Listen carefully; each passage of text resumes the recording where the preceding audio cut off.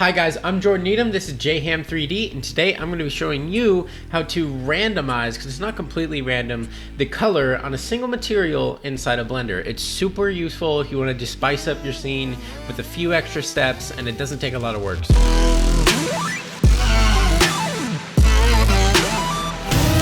Let's just start off by, I'm going to Shift A and add in a cube. So if you guys just opened Blender, you actually should have the cube anyways.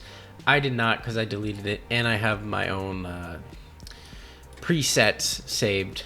We have this cube. We're just going to add a new material. I'm going to call it random color because that's kind of what we're doing today. And you can see that if we duplicate this object, you know, obviously they're all white. They're all going to be white because that's the only color that we have selected here. But if we Shift A, add in a color ramp, plug it into the color of this principled BDSF, and then Shift A, add in an object info node. You can see on this object info node we have a few different options to choose from. We have location, color, object index, material index, and random. Now I could go deeper into all of these options, but today we're just going to be using random. Now we're getting a random selection based on this color ramp, but of course we only have two colors here, and it's a gradient, so we don't really want that. We want solid colors, so we're going to go to constant, change this to constant, and now we have an option between black or white. Let's just change these to a few different colors. Let's add in something like blue, and let's add another flag over here. Let's change that to green, add another flag, and we'll change this to red. And let's just add one more, and we'll change this to pink. So we have this pretty crazy array of colors. Not really, it's like 5 different colors, but let's click on this little arrow here, and let's do distribute stops evenly, distribute stops from the left. Okay, now you can see that the cube is just green. So where did this come in handy? Because we only have one color now. But you can see if we Shift D to duplicate this cube, we have the color red now. And if we Shift D to duplicate again, now we get blue. And if you just keep duplicating this object, you're going to get a random selection from this color ramp. So that's really nice, but also I accidentally deleted all of them. But another really cool thing about it is that you can actually Alt D and have linked data on these objects and still have different colors on the same material. And so that's really that really comes in handy when you want to instance the same data of an object instead of just entirely duplicating and making entirely new data. You can still instance data from this same object, and so that comes in handy. But maybe you want to change the initial cube's color. Well, we have a couple options here.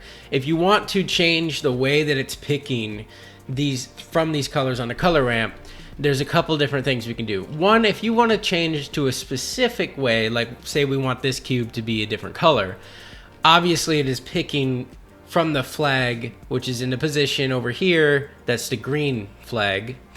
So if we just flip-flop, say we wanted it to be blue, we could just flip it around like that.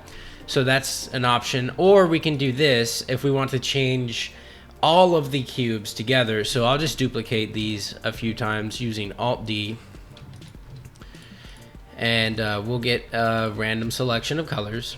Let's Shift A, add in a math node.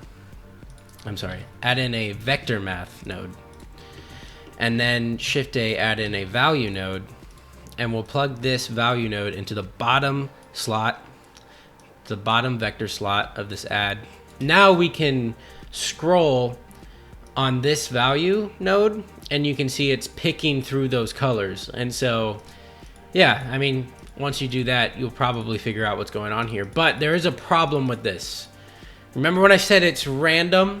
It's not completely random, because like I said, it's picking from the colors on the color ramp. But also, once you do this, you are limiting the random part of it, because this value node is kind of sliding throughout the color ramp. And so basically it starts to limit your options. So you can see if I go like all the way up to 1, they're all going to be red. And so that's all the way on the other side of the color ramp. And I think if we go to -1, now they're all green. So just keep that in mind. But either way, it's a very easy way to add a random assortment of colors, you know, just a lot of different colors, and add variety to your scene. So this can come in handy. Here's an example of a project that I use this random color node on. As you can see, like here's the initial one. It's just, I think this is like a black, maybe white metal, and not super colorful, but that was, you know, that was the gist here. I was going for this black and red scheme, maybe a little bit of white, but I also wanted to spice it up. And you can see with that node, see how much that changed? And we didn't do a lot of steps. It's like 3 nodes, and it's super simple, super easy, so it can really change up your scene. So I highly recommend you test this out on a few things. And as with all of my tutorials moving forward, if you guys make anything using this node setup or using something that you learn from these tutorials, please feel free to DM me on Instagram, share your work, and show me what you made. I really appreciate that whole community aspect of Blender. So yeah, feel free to reach out. Guys, let me know in the comments below if this helped you out, or if you have any questions regarding this this node setup. As always, I'm your boy Jordan Needham. This has been Jham 3D, and don't forget to hit that like and subscribe button. I will catch you guys next time.